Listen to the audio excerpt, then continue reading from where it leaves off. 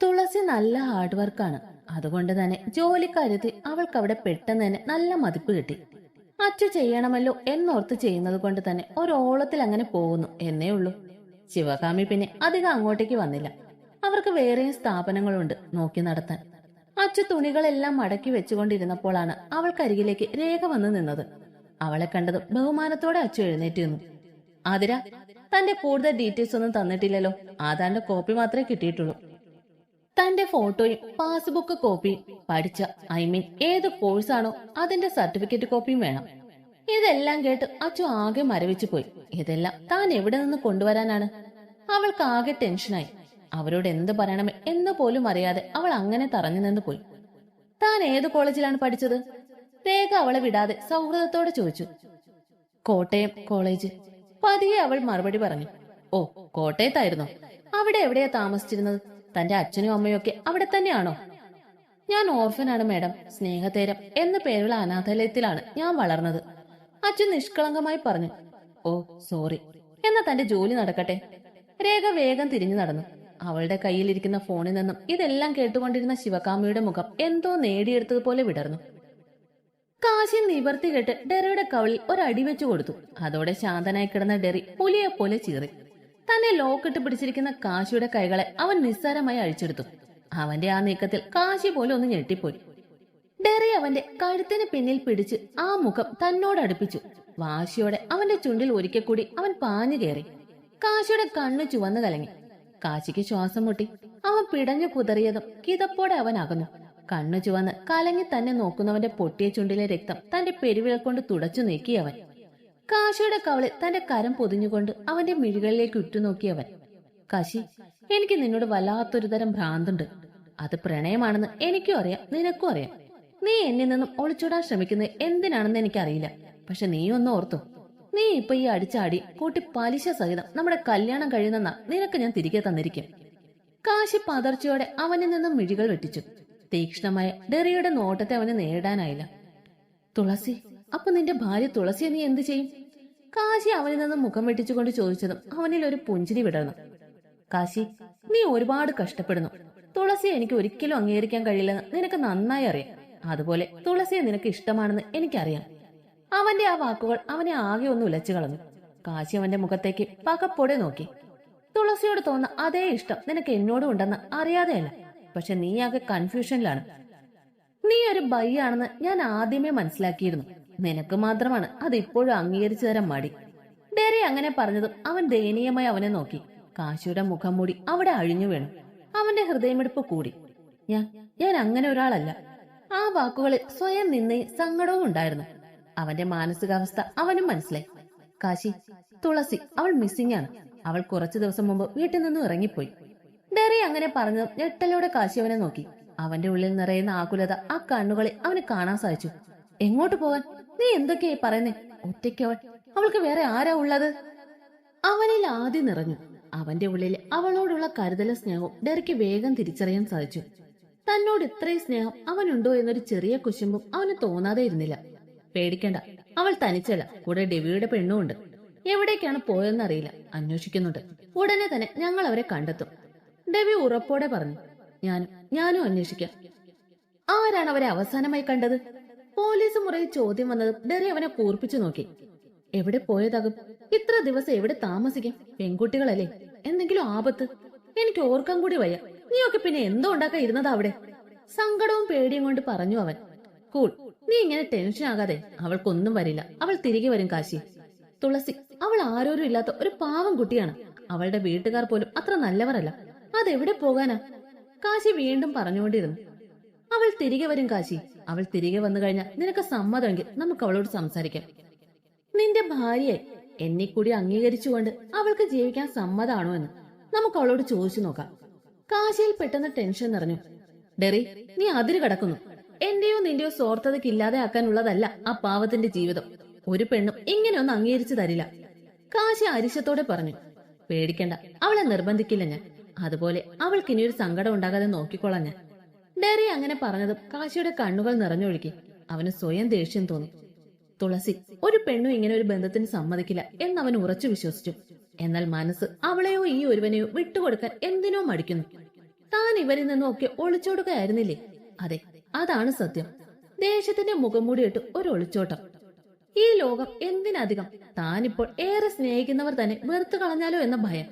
എന്നാൽ ഇവരോടൊന്നുമേ തനിക്ക് കൂടുതൽ പരിചയമോ കൂട്ടുകെട്ടോ ഇല്ലെന്നതാണ് മറ്റൊരു സത്യം. അവന്റെ മനസ്സ് ഡെറിക്കും മനസ്സിലായി. കൂടുതലൊന്നും പറയാതെ ഡെറി അവനെ വിട്ടുകൊണ്ട് എഴുന്നേറ്റ് നിന്നു.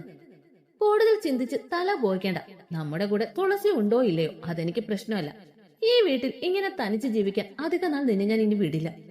അത്രയും ഉറപ്പോടെ പറഞ്ഞുകൊണ്ട് അവൻ അവിടെ നിന്ന് ഇറങ്ങിപ്പോയതും കാശി ആകെ വല്ലാത്തൊരു മാനസികാവസ്ഥയിലായി. മാധവിന്റെ ബൈക്ക് മനുഷ്യന്റെ മുമ്പിൽ വന്ന് നിന്നതും അതിന് പിന്നിലിരുന്ന ജയ ആ വീട് കണ്ട് കണ്ണു മിഴിഞ്ഞുപോയി. ഇവിടെ തന്നെയാണോ നമ്മുടെ കുഞ്ഞി? അവർ പരിഭ്രമത്തോട് ചോദിച്ചു. ആണെന്നാണ് അറിയാൻ കഴിഞ്ഞത്. മാധവ് ആ വീടിനെ കണ്ണുകൊണ്ട് ഒഴിഞ്ഞു വിട്ടുകൊണ്ട് പറഞ്ഞു. നമ്മൾ വിളിച്ചാൽ അവൾ വരുമോ? ജയിൽ ആശങ്ക നിറഞ്ഞു. അവരുടെ ഉള്ളിലെ ടെൻഷൻ അവനും അറിഞ്ഞു. സെക്യൂരിറ്റി ഗേറ്റ് തുറന്നു കൊടുത്തതും അവർ അകത്തേക്ക് ചെന്നു. കോളിംഗ് ബെല്ല് അടിച്ചതും ഏലിക്കുട്ടി വന്ന് വാതി തുറന്നു. പരിചയമില്ലാത്തവരെ കണ്ട് അവരുടെ മിഴികൾ ചുരുങ്ങി. മാധവിന്റെ മുഖത്തെ ഗൗരവവും ജയയുടെ മുഖത്തെ ആകാംക്ഷയും അവർ വേഗം തന്നെ തിരിച്ചറിഞ്ഞു. ആരാ? ഏലിക്കുട്ടിയും ഗൗരവത്തോട് ചോദിച്ചു. റോസി അവർക്ക് പിന്നിലായി വന്നു നിന്നുകൊണ്ട് വാതിക്കലേക്ക് എത്തി നോക്കി. ഞങ്ങൾ. ആതിര, ആ കുട്ടിയെ ഒന്ന് വിളിക്കാമോ? ജയ സമാധാനത്തോടെ പറഞ്ഞു. ആ പേര് കേട്ടതും അവരുടെ മുഖം കറുത്തു. ഇവിടെ നിന്ന ജോലിക്കാരി പെണ്ണാണെങ്കിൽ കുറച്ചു ദിവസം മുന്നേ ഇവിടുത്തെ ജോലി മതിയാക്കി പോയി. നിങ്ങൾക്ക് വേറെ എന്തെങ്കിലും അറിയണോ? ഒട്ടും മയമില്ലാത്ത പറച്ചിൽ കേട്ട് ജയ ആകെ തറഞ്ഞു നിന്നുപോയി. ഞാൻ ACP മാധവ്. ഇവരുടെ കാണാതായ മകളെ അന്വേഷിച്ചു വന്നതാണ് ഞങ്ങൾ. ഇവിടെ ഉണ്ടെന്ന് അറിവ് കിട്ടിയത് കൊണ്ട് വന്നതാണ്. ആ കുട്ടി എവിടേക്കാണ് പോയതെന്ന് നിങ്ങളോട് പറഞ്ഞിരുന്നോ? മാധവ് വളരെ ഒഫീഷ്യലായി ചോദിച്ചു. ഏലിക്കുട്ടി അവനെ ചുഴിഞ്ഞൊന്നു നോക്കി. വീട്ടിൽ വന്ന് ഒന്ന് കുളിച്ചു മാറി ഹോസ്പിറ്റലിൽ വിളിച്ച് ലീവും പറഞ്ഞുകൊണ്ട് ഡെറി അച്ചുവിനെ തുളസിനെയും തിരക്കി വീണ്ടും ഇറങ്ങി. ഗാർഡ്സൊക്കെ പല വഴിക്ക് അന്വേഷിക്കുന്നുണ്ട്. പാവം ഗാർഡ്സ്. ഏലിക്കുട്ടി അവർ പോയതിന്റെ സകല തെളിവും നശിപ്പിച്ചു കളഞ്ഞത് അവർ അറിഞ്ഞിരുന്നില്ല. ഡെറിയുടെ ഫോൺ റിംഗ് ചെയ്തതും പേര് നോക്കാതെ അവൻ വേഗം കോൾ എടുത്തു. അവിടെയെല്ലാം ഓക്കെ അല്ലേ? നാളുകൾക്ക് ശേഷം ഡെബിയുടെ ശബ്ദം കേട്ടതും ഡെറി ദേഷ്യം കൊണ്ട് വിറച്ചു. എവിടെ പോയി തുലഞ്ഞു കിടക്കുവായിരുന്നടാ? നിന്റെ ഫോൺ ചത്തോ? പതിവില്ലാത്ത വിധമുള്ള ഡെറിയുടെ ദേഷ്യം കേട്ടപ്പോ തന്നെ അവിടെ എന്തോ പ്രശ്നമുണ്ടെന്ന് ഡെവിക്ക് ഉറപ്പായി. ഞാൻ അല്പം ബിസിയായി പോയി. അവിടെ എന്താ ഉണ്ടായേ? നെറ്റി ഒന്ന് ഒഴിഞ്ഞുകൊണ്ട് അവൻ കാര്യം തിരക്കി. ഡെറി എല്ലാം അവനോട് തുറന്നു പറഞ്ഞു. അടുത്ത നിമിഷം കോൾ കട്ടായതും ഡെറിക്ക് പിന്നെയും ദേഷ്യം വന്നു. ഡാ, ഓ പുല്ലം ഫോൺ വെച്ചു. എന്റെ കർത്താവേ, ഇതൊക്കെ എവിടെ ചെന്ന് അവസാനിക്കുമോ എന്തോ. ഇറിറ്റേഷനോടെ തല ചൊറിഞ്ഞുകൊണ്ട് അവൻ സ്വയം പുലമ്പി. മൗനമായ ആ കൂൾബാറിലെ ചെയറിലിരിക്കുന്ന ജയെ മാധവൻ സങ്കടത്തോടെ നോക്കി. അപ്പച്ചി. മാധവ് അവരെ പതിയെ വിളിച്ചു. മോനെ, എന്റെ കുഞ്ഞ്, അവൾ എവിടെ പോകാനാ? എനിക്ക് പേടിയാവുന്നു. പീതുമ്പി കരഞ്ഞുകൊണ്ട് അവർ അവനെ നോക്കി. അപ്പച്ചി കരയാതെ. ഒന്നുമില്ലെങ്കിലും ഇവിടെ വരെ എത്തിയില്ലേ നമ്മൾ? ഞാൻ അവളെ എത്രയും പെട്ടെന്ന് തന്നെ കണ്ടെത്തും. അവൻ അവർക്ക് വാക്കുകൊടുത്തു. അവന്റെ വാക്കുകൾ തീർത്ത സമാധാനത്തിൽ ജയ കണ്ണു തുടച്ചു. എനിക്ക് നിന്നെ വിശ്വാസമാണ്. എനിക്ക് എന്റെ മോളെ തിരികെ വേണം. ഇനി കൂടുതൽ കാത്തിരിക്കാൻ എനിക്ക് വയ്യ. കയ്യെത്തും ദൂരത്ത് എവിടെയോ അവൾ ഉണ്ടെന്ന് എന്റെ മനസ്സ് പറയുന്നു. അവർ അങ്ങനെ പറഞ്ഞെങ്കിലും മാധവന് ഉറപ്പായിരുന്നു അവളെ ഈ നാട്ടിൽ നിന്ന് തന്നെ പോയി കാണുമെന്ന്. ഏതു വിധേനയും അവളെ കണ്ടെത്താനുള്ള ശ്രമം ആ നിമിഷം മുതൽ അവനും തുടങ്ങി. ഇതേ സമയം കാശി അവരെ അന്വേഷിച്ചു തുടങ്ങിയിരുന്നു. അതിലൊരുവൾ അവന്റെയും പ്രാണനാണല്ലോ. ജോലി കഴിഞ്ഞ് അച്ചു ആണ് ആദ്യം ഇറങ്ങിയത്. തുളസിയെ കാത്ത് അവൾ ഗേറ്റിനരികിൽ നിന്നു. കുറച്ചു സമയം കഴിഞ്ഞതും തുളസി വന്നു. ഇപ്പൊ അങ്ങനെ ഇരുവർക്കും വലിയ പ്രശ്നമൊന്നുമില്ല. ജോലിയുമായി രണ്ടാളും പൊരുത്തപ്പെട്ടു. ശരീരം വേദനയും ബുദ്ധിമുട്ടും ഒക്കെ നന്നായി കുറഞ്ഞു. ഇന്ന് രേഖാമ്മയുടെ എന്നോട് പാസ്ബുക്കും സർട്ടിഫിക്കറ്റും ഒക്കെ ചോദിച്ചു. ഞാൻ എന്ത് ചെയ്യും? അച്ചു തുളസിയോട് സങ്കടം പറഞ്ഞു. ഓ, ഇനി നീ ഇപ്പൊ എന്ത് ചെയ്യും? നീ വിഷമിക്കാതെ, നമുക്ക് എന്തെങ്കിലും ഒരു വഴി ഉണ്ടാക്കാം. തുളസി അവളെ സമാധാനിപ്പിച്ചുവെങ്കിലും അവൾക്കുള്ളിലും ടെൻഷൻ നിറഞ്ഞു. ഇരുവരും ഓരോന്ന് പറഞ്ഞ് നടന്നുകൊണ്ടിരുന്നു. പെട്ടെന്നാണ് അച്ചു ആകെ വല്ലാതെയായത്. ബോധം കെട്ട് നിലത്തേക്ക് വീഴാൻ ഒരുങ്ങിയ അച്ചുവിനെ തുളസി താങ്ങി പിടിച്ചു. എന്ത് ചെയ്യുമെന്നറിയാതെ അവൾ ആകെ പകച്ചു നിന്ന സമയം ഒരു കറുത്ത കാർ അവർക്ക് മുൻപിൽ വന്ന് നിന്നു. അച്ചു, ഡേ, എന്താ പറ്റിയേ? തുളസി ആദ്യോടെ അവളെ വിളിച്ചു. എന്നാൽ ആ കറുത്ത കാറിൽ നിന്നും ഇറങ്ങിയ ആമിയെ കണ്ട് തുളസിക്ക് അല്പം ആശ്വാസം തോന്നി. എന്താ, എന്ത് പറ്റി ഈ കുട്ടിക്ക്? ആമി തുളസിയുടെ കയ്യിൽ വാടിക്കിടക്കുന്ന അച്ചുവിൽ കണ്ണു നട്ടുകൊണ്ട് ചോദിച്ചു. അറിയില്ല മാഡം, പെട്ടെന്ന് ഇങ്ങനെ വീഴുകയായിരുന്നു. തുളസിയുടെ കണ്ണൊക്കെ നിറഞ്ഞു. വാ, നമുക്ക് ഹോസ്പിറ്റലിൽ കാണിക്കാം. ഇവിടെ അടുത്ത് തന്നെ ഹോസ്പിറ്റലുണ്ട്. ആമി കാറിന്റെ പുറകിലെ ഡോർ തുറന്നു കൊടുത്തുകൊണ്ട് പറഞ്ഞതും തുളസി വേഗം അച്ചുവിനെ താങ്ങിപ്പിടിച്ച് കാറിൽ കിടത്തി. അവളും അച്ചുവിന്റെ കൂടെ തന്നെ കയറി. 5 മിനിറ്റ് പോലും എടുത്തില്ല, താലൂക്ക് ഹോസ്പിറ്റലിൽ അവർ എത്തി. ഹോസ്പിറ്റൽ ഇത്ര അടുത്തായിരുന്നു എന്ന് തുളസി അപ്പോഴാണ് അറിഞ്ഞത്. വേഗം തന്നെ അച്ചുവിനെ അവർ അകത്തേക്ക് കൊണ്ടുപോയി. ഡോക്ടർ ചെക്ക് ചെയ്തു, അവൾക്കൊരു ട്രിപ്പ് ഇട്ട് കൊടുത്തു. അതോടെ അച്ചു ഉണർന്നു. ആമി അവരെ നോക്കി പുഞ്ചിരിച്ചു. കുഴപ്പമൊന്നുമില്ലല്ലോ, എന്നാ ഞാൻ ഇറങ്ങുക, എനിക്കൊരിടം വരെ പോകാനുണ്ട്. ഇരുവരോടുമായി ആമി പറഞ്ഞതും തുളസി വേഗം അവർക്ക് നേരെ കൈകൂപ്പി. താങ്ക്സ് മാഡം, ഒത്തിരി നന്ദി. മാഡം വന്നില്ലായിരുന്നുവെങ്കിൽ ഞാൻ ആകെ വലഞ്ഞു പോയേനെ. തുളസി നന്ദിയോടെ പറഞ്ഞു. ഏയ് അതൊന്നും സാരമില്ല, ഇത് കൈവച്ചു. ഇനി നടക്കാനൊന്നും നിൽക്കണ്ട, ഒരു ഓട്ടോ വിളിച്ച് വീട്ടിൽ പൊയ്ക്കോ. കുറച്ച് പൈസ അവളുടെ കയ്യിലേക്ക് കൊടുത്തുകൊണ്ട് ആമി പറഞ്ഞു. തുളസിക്ക് അത് നിഷേധിക്കാൻ തോന്നിയില്ല. അവസ്ഥ അങ്ങനെ ആയതുകൊണ്ട് മാത്രം അവൾ ആ പണം സ്വീകരിച്ചു. ആമി യാത്ര പറഞ്ഞിറങ്ങി. ആമി പോയപ്പോഴാണ് ഡോക്ടർ അവർക്ക് അരികിലേക്ക് വന്നത്. ആതിര, ഇപ്പൊ എങ്ങനെയുണ്ട്? ഡോക്ടർ സ്നേഹത്തോടെ അവളോട് ചോദിച്ചു. കുഴപ്പമില്ല ഡോക്ടർ, അച്ചു ചെറുചിരിയോടെ പറഞ്ഞു. ഈ അവസ്ഥ വളരെ ശ്രദ്ധിക്കണം കേട്ടോ. കുഞ്ഞിന് കുഴപ്പമൊന്നുമില്ല. ഈ ആഴ്ച വന്നൊന്ന് സ്കാൻ ചെയ്ത് നോക്കണം. ഞാൻ അയണും ഫോളിക്കും പിന്നെ കാൽസ്യം ടാബ്ലറ്റും തരാം. എല്ലാം കൃത്യമായി കഴിക്കണം കേട്ടോ. നന്നായി ഭക്ഷണം കഴിക്കണം, എങ്കിലേ അമ്മയ്ക്കും കുഞ്ഞിനും ആരോഗ്യം ഉണ്ടാകും. ഇനി അടുത്ത മാസം ചെക്കപ്പിന് വന്നോളൂ. 3 മാസത്തേക്ക് അധികം നടക്കാനോ കട്ടിയുള്ള ജോലികൾ ചെയ്യാനോ പാടില്ല. ഡോക്ടർ ചിരിയോടെ പറഞ്ഞുകൊണ്ട് അവിടെ നിന്നും പോയതും അച്ചുവിന്റെ കണ്ണൊക്കെ നിറഞ്ഞൊഴുകി. അവൾ തന്റെ വയറ് കൈ ചേർത്ത് അവിടെ പതിയൊന്ന് തലോടി. തുളസി ഇടിവെട്ടേറ്റതുപോലെ ഇനി എന്തെന്നറിയാതെ പകച്ചു നിന്നു പോയി. ഇങ്ങനെ ഒരു സാഹചര്യം എങ്ങനെ ഹാൻഡിൽ ചെയ്യുമെന്ന് ആ പാവം പെണ്ണിന് അറിയില്ലായിരുന്നു. വീട്ടിൽ വന്നത് മുതൽ ഒരൊറ്റ കിടപ്പാണ് അച്ചു. അവൾ കരയുന്നുണ്ട്. ദേവിയെ കുറിച്ച് ഓർത്താണ് കൂടുതൽ സങ്കടം. തന്നെ അന്വേഷിച്ച് അവൻ വന്നില്ലല്ലോ എന്ന ചിന്തയാണ് അവളെ കൂടുതൽ വേദനിപ്പിച്ചത്. കൂടെ തനിക്കുള്ളിലുള്ള കുഞ്ഞു ജീവനോടുള്ള സ്നേഹവും സന്തോഷവും എല്ലാം കൂടി തളർന്നു അവൾ. തുളസി തന്റെ പ്രായത്തെക്കാൾ വലിയ ഉത്തരവാദിത്തങ്ങൾ എടുത്ത് ചുമലി വെച്ച അവസ്ഥയാണ്. അവൾക്കൊന്നും അറിയില്ല. പിന്നെ അറിയുന്ന അറിവൊക്കെ വെച്ച് ആമി കൊടുത്ത പൈസയിൽ അച്ഛന് കുറച്ച് ഫ്രൂട്ട്സും നട്ട്സും ഒക്കെ അവൾ വാങ്ങി. തുളസിക്ക് ആകെ ഒരു അങ്കലാപ്പായിരുന്നു. എന്ത് ചെയ്യണം, എങ്ങനെ ചെയ്യണം എന്നൊന്നും അറിയാതെ കുഴഞ്ഞു പോയി പെണ്ണ്. ഡേവിഡ് സാർ ഇതറിഞ്ഞാൽ അച്ചുവിനെ തിരികെ സ്വീകരിച്ചാലോ എന്നൊരു പ്രതീക്ഷ കൂടി അവളിൽ നിറഞ്ഞു. അച്ചുവിന്റെ ജീവിതമെങ്കിലും രക്ഷപ്പെടട്ടെ എന്നവൾ കരുതി. പക്ഷെ ആ വീട്ടിൽ നിന്ന് ഇറങ്ങിയിട്ട് ഇതുവരെ തങ്ങളെക്കുറിച്ച് ഒന്ന് അന്വേഷിക്കുക പോലും ചെയ്യാത്ത അവരിൽ അവൾക്ക് വലിയ വിശ്വാസമൊന്നും തോന്നിയില്ല എന്നത് മറ്റൊരു സത്യം. നല്ല നാരങ്ങ പിഴിഞ്ഞ് ഒരു ഗ്ലാസ് വെള്ളം അച്ചുവിനെ കൊണ്ട് കുടിപ്പിച്ചു അവൾ. കൂടെ കുറച്ച് ആപ്പിളും മാതളവും വാട്ടർമെലനും ഒക്കെ മുറിച്ചു കൊടുത്തു. ഇന്ന് ഇതുകൊണ്ട് സമാധാനിക്ക്, നാളെ ആകട്ടെ ഞാൻ ഇഷ്ടമുള്ളത് വാങ്ങിത്തരാം. തുളസി അച്ചുവിന്റെ തലയിൽ അരുമയോടെ തലോടി വിട്ടുകൊണ്ട് പറഞ്ഞു. അച്ചു അവളെ നിറഞ്ഞ സ്നേഹത്തോടെ നോക്കി. ഞാൻ ഉണ്ടടി, എന്ത് വന്നാലും നമ്മൾ അതൊക്കെ തരണം ചെയ്യും. ഈ കുഞ്ഞുമണി കൂടി വന്ന നല്ല രസമായിരിക്കും. തുളസി ചിരിയോടെ പറഞ്ഞതും അച്ചുവിലും ചിരി വിടർന്നു. നീ ഇനി ജോലിക്കൊന്നും പോകണ്ട, തുളസി കരുതലോട് പറഞ്ഞു. എനിക്ക് അതിന് മാത്രം കുഴപ്പമൊന്നുമില്ലടി. ഈ വീട്ടിൽ തനിച്ചായാല എനിക്ക് ടെൻഷൻ. അച്ചു പറഞ്ഞതിലും കാര്യമുണ്ടെന്ന് അവൾക്ക് തോന്നി. എന്നാലും ഒത്തിരി കട്ടിപ്പണിയൊന്നും എടുക്കാൻ നിൽക്കണ്ട. നോക്കട്ടെ വേറെ എന്തെങ്കിലും ചെറിയ ജോലി വല്ലതും ശരിയാക്കാൻ പറ്റുമോന്ന്. തുളസിക്ക് തന്നോടുള്ള സ്നേഹം കണ്ട് അച്ചുവിന്റെ മനസ്സ് നിറഞ്ഞു. കാശി ബസ് സ്റ്റാൻഡിലും റെയിൽവേ സ്റ്റേഷനിലും ഒക്കെ കാര്യമായി തന്നെ അന്വേഷിച്ചു. അതിലൂടെ തന്നെ അവന്റെ തെളിവുകളൊക്കെ ആരോ അറിഞ്ഞു നശിപ്പിച്ചതായി മനസ്സിലായി. ഡെറിയും കൂട്ടരും ദേവാലയങ്ങളും അമ്പല പരിസരവും ഒക്കെ അരിച്ചു പറക്കാൻ തുടങ്ങി. ഗാഡ്സ് ആ നഗരം തന്നെ തൂത്തുപിറക്കി തിരഞ്ഞു. ചേരികൾ പോലും വിടാതെ അവർ തിരഞ്ഞു. ഡേവിഡ് പിന്നീട് അവരെ ആരെയും വിളിച്ചിട്ടില്ല. തിരികെ വിളിച്ചിട്ട് കിട്ടുന്നുമില്ല. ഡെറിക്ക് എല്ലാം കൂടി ഭ്രാന്ത് പിടിച്ചു. മാധവ് അവന്റെ കൂട്ടുകാരൻ വേറൊരു ഭാഗത്ത് അന്വേഷണം തുടങ്ങി. ഇതേ സമയം ഡൈനിങ് ടേബിളിൽ ഇരുന്ന് രാവിലത്തെ അപ്പവും താറാവ് കറിയും കൂടി കഴിക്കുമായിരുന്നു ഏലിക്കുട്ടി. റോസി അവർക്ക് വേണ്ടതൊക്കെ വിളമ്പിക്കൊടുത്തു. കൂടെ തന്നെ ഉണ്ട്. പെട്ടെന്നാണ് ആചാനുബാഹുവായ കുറെ കറുത്ത വസ്ത്രധാരികൾ അവരെ വന്ന് പൊതിഞ്ഞത്. അവരുടെ കയ്യിലെ തോക്ക് കണ്ട് റോസി നിന്ന് വിറച്ചു. ഏലിക്കുട്ടി എല്ലാത്തിനെയും തറപ്പിച്ചൊന്ന് നോക്കി. അവരുടെ യൂണിഫോമിൽ നിന്ന് തന്നെ അത് ഡേവിയുടെ ആളുകളാണെന്ന് അവർക്ക് വേഗം മനസ്സിലായി.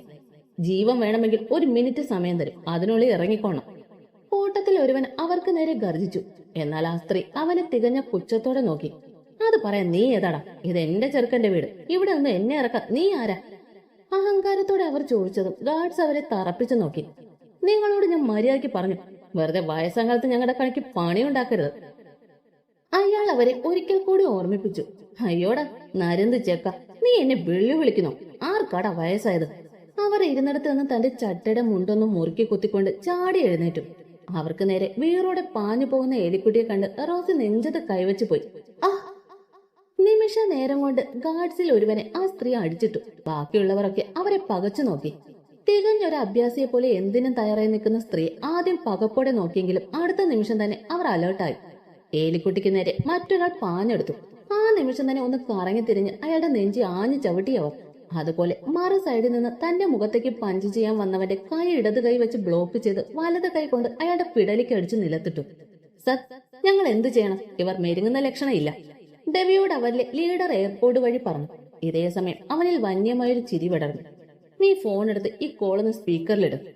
അവൻ ആജ്ഞാപിച്ചതും അയാൾ വേഗം ഫോൺ എടുത്ത് സ്പീക്കർ ഓണാക്കി ബ്ലൂടൂത്ത് ഡിസ്കണക്ട് ചെയ്തു. ഏലിക്കുട്ടി പുലിക്കാട്ടിൽ. ഡെവിയുടെ ശബ്ദം ആ ഹാളിൽ മുഴങ്ങിയതും എല്ലാവരുടെയും ശ്രദ്ധ അതിലേക്കായി. വല്യമ്മച്ചിയുടെ ഡെവി കുഞ്ഞെ, നീ ഇതെവിടെയാടാ? അവന്റെ ശബ്ദം കേട്ടത് നിറഞ്ഞ സ്നേഹത്തോടെ അവർ വിളിച്ചു. ഓ, നിങ്ങളുടെ ഡ്രാമ വീണ്ടും തുടങ്ങിയോ? ഇത്ര നാളും ഞാൻ വേറെ ആയിരുന്നില്ലേ? ഇപ്പൊ പെട്ടെന്ന് സ്നേഹം പൊട്ടിയൊലിച്ചോ? ഉച്ചത്തോടെ അവൻ ചോദിച്ചു. അതൊരു തെറ്റിദ്ധാരണയുടെ പുറത്ത് പറ്റിയ അബദ്ധമല്ലായിരുന്നോ കുഞ്ഞെ? നീ ഇങ്ങ് വാടാ, നമുക്ക് പണ്ടത്തെ പോലെ ഒരു പൊടി പൊടിക്കാം. കുറുമ്പ് ഒളിപ്പിച്ചുകൊണ്ട് അവർ അങ്ങനെ പറഞ്ഞതും ഡേവിയുടെ കണ്ണൊന്ന് നിറഞ്ഞു. പഴയ ഓർമ്മകൾ ഒരു നിമിഷം അവനെ വന്ന് പൊതിഞ്ഞു. പഴയ ഡേവിഡിന്നില്ല. അവനെ നിങ്ങൾക്കിനി കിട്ടുകയുമില്ല. എനിവേ, എന്റെ വീട്ടിൽ അതിക്രമിച്ച് കയറി താമസിക്കാൻ നിങ്ങൾക്ക് ആരാണ് അധികാരം തന്നത്? അവന്റെ ചോദ്യം മുറുകി. അതിന് നീ വേറെ ആണോടാ? നിന്റെ എന്ന് പറഞ്ഞ അത് എന്റേതും കൂടിയാണെന്ന് നീ മറന്നുപോയോ? പണ്ടത്തെ സ്വഭാവം വെച്ച് ഇന്ന് എന്നെ അളക്കാൻ നിൽക്കരുത്. അത് നിങ്ങൾക്ക് ദോഷം ചെയ്യും. എന്നെ മനസാക്ഷിയില്ലാത്ത ചെകുത്താനാക്കി വളർത്തിയത് നിങ്ങളാണ്. അതുകൊണ്ട് ആ ഗുണം എനിക്കുണ്ട്. നീ എന്നടാ എന്നെ കൊല്ലുമോ? അതിനുള്ള ചങ്കുറപ്പൊക്കെ നിനക്കായോ? അല്ല, നിനക്കത് ഉണ്ടെന്ന് എനിക്കറിയാം. ഞാൻ വളർത്തിയതല്ലേ. എന്റെ പെണ്ണെവിടെ? പാകയോടെ ഡെവി ചോദിച്ചു. ഓ, ആ വേശ്യയല്ലേ, അതിനെ ഞാൻ അടിച്ചിറക്കി വിട്ടു. നിനക്ക് നല്ല പെണ്ണുങ്ങളെ വേറെ കിട്ടുമടാ ചെക്ക. നിസാരം പോലെ അവർ പറഞ്ഞു. എന്റെ കൊച്ചിനെ പറഞ്ഞ് മര്യാദയ്ക്ക് അവളെ തിരികെ വീട്ടിലെത്തിച്ചോണം. ഞാൻ വരുമ്പോ എന്റെ പെണ്ണും അവിടെ ഉണ്ടായിരിക്കണം. ഇല്ലെങ്കിൽ ഒന്ന് പോടാ കൊച്ചനെ. നിനക്കിനി അവളെ കിട്ടുകയില്ല. കിട്ടാൻ ഞാൻ അനുവദിക്കുകയില്ല. ഇനി അവളെ കൊല്ലേണ്ടി വന്ന അതും ചെയ്യും ഞാൻ. ഇനി നിങ്ങൾ ജീവനോടെ ഇരിക്കാൻ പോലും യോഗ്യല്ല.